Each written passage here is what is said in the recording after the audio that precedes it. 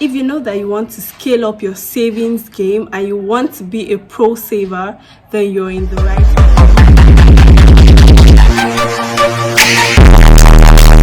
Hi everyone, and welcome to another YouTube video. My name is Fanzaku, and today I want to share practical tips on how you can save better. And I know, like all of us, is the year 2022. Everyone wants to be financially free. Everyone has things they want to do, and basically without money it's like impossible to do those things. So I'm here today to share tips that worked for me. And before I continue, like, this video is just going to be like a chit chat video. I'll tell you practical tips that worked for me, how I saved better and stuff like that. Backstory, in 2021, beginning of 2021, I set a target for myself. I wanted to save a particular amount of money, and I put it, goal, save so at the end of 2021. And then the year started, and then I was doing well until like March. Then I became very broke, like very broke. March and April 2021 were my financially broke months. So I was really broke in those months, and then I had to make a decision because I was just saving haphazardly and all. I had to like consciously look for tips and things that would help me save better. And yeah, I did it. And at the end of 2021, so I started saving like from May 2021, and at the end I still achieved my targets. So I just want to share with you stuff that I did. And yeah, I might be looking down because I have my notes here, so bear with me.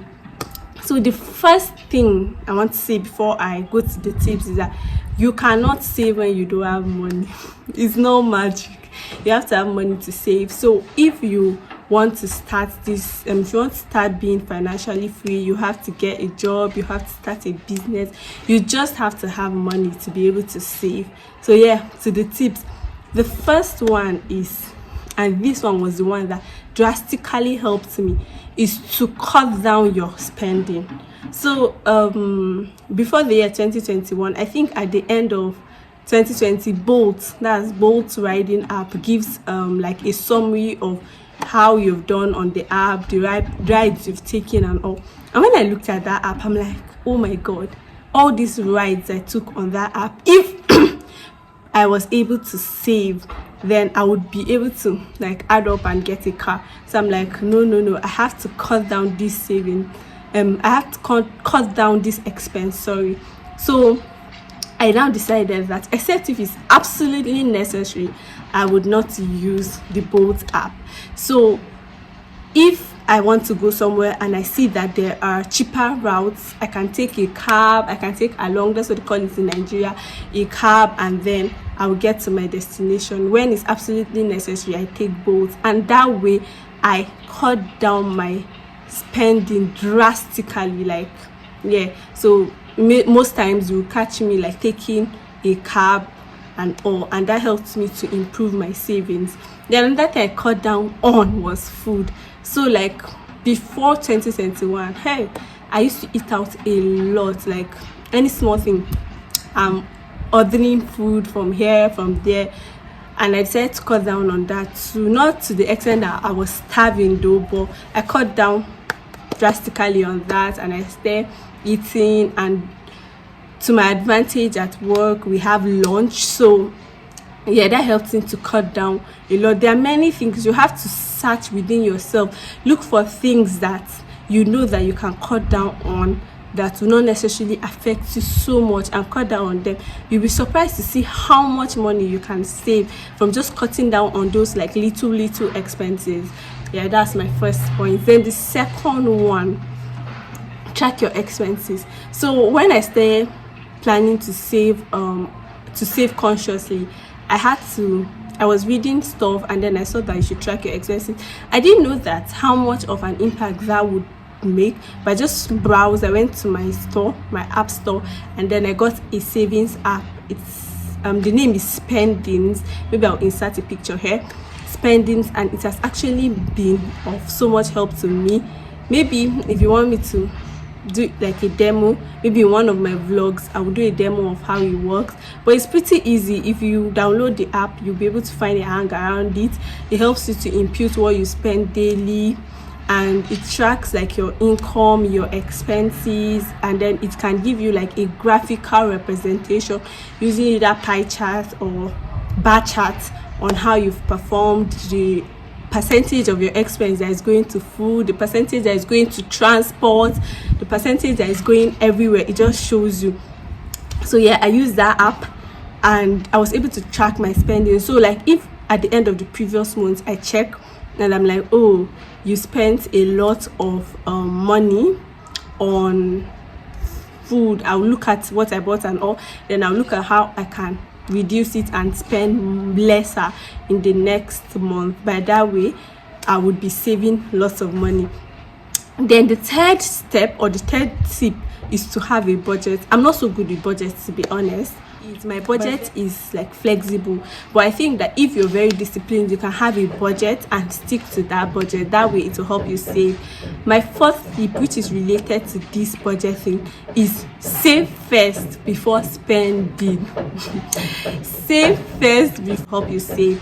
My fourth tip, which is related to this budget thing, is save first before spending.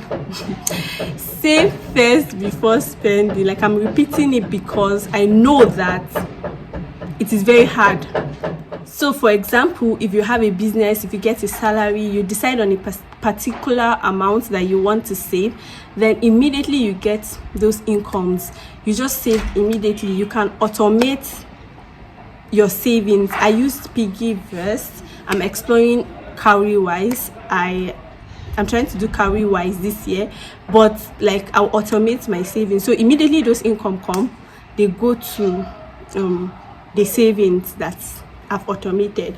So that way I know that with the remaining amount I can basically go around it. But that particular one for savings, I automate it and save it. And apart from that, I also do like little adashe. I don't know what's called in English, but it's like a contribution where like 3, 4, 5 people come together and save money together. I do that too.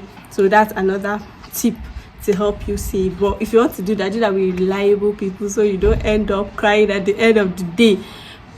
And another tip I want to share is that this one helped me with being discipline. That spend 48 hours thinking of what you want to buy before you buy. So is this necessary? But then at the end I would decide if it's necessary. But I take time, because if I'm just being impulse, I will just buy things that at the end might affect my savings. So for example, I wanted to buy a human hair recently, and I was just I was going on the page, but I thought about it, gave my time, and I'm like, okay, I would plan towards this. I will still get it, obviously, because I'm for the soft life, you know. But yes, I would plan towards it, and it will not affect like the savings I want to do. I also want to add that I like enjoyment. People like enjoyment, so you have to just look for a way to scale it up to make sure that it doesn't affect like the savings that you want to do. That way you can save and still have enjoyment. Do you get? For example, if you want to eat out, you can look for a cheaper place to eat out, then you save the remaining money. That way you're saving. The next tip is that you have to set your priorities right. You have to know what is important to you, because like if you don't know what's important to you, you end up spending over a lot of things. You have to know things that you cannot compromise on. This thing I'm spending on it, and you have to know things that you can compromise on.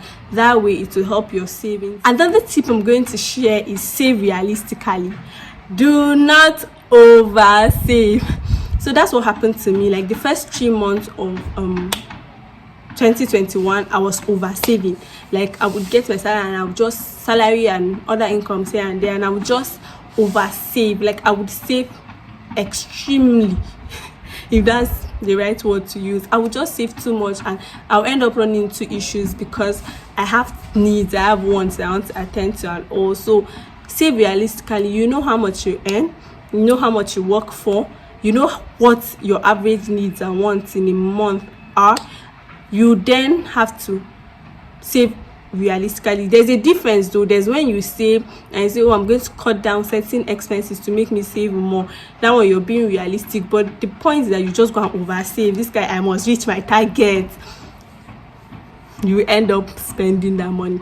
So that's another tip. Then my second to the last tip is to read on finance.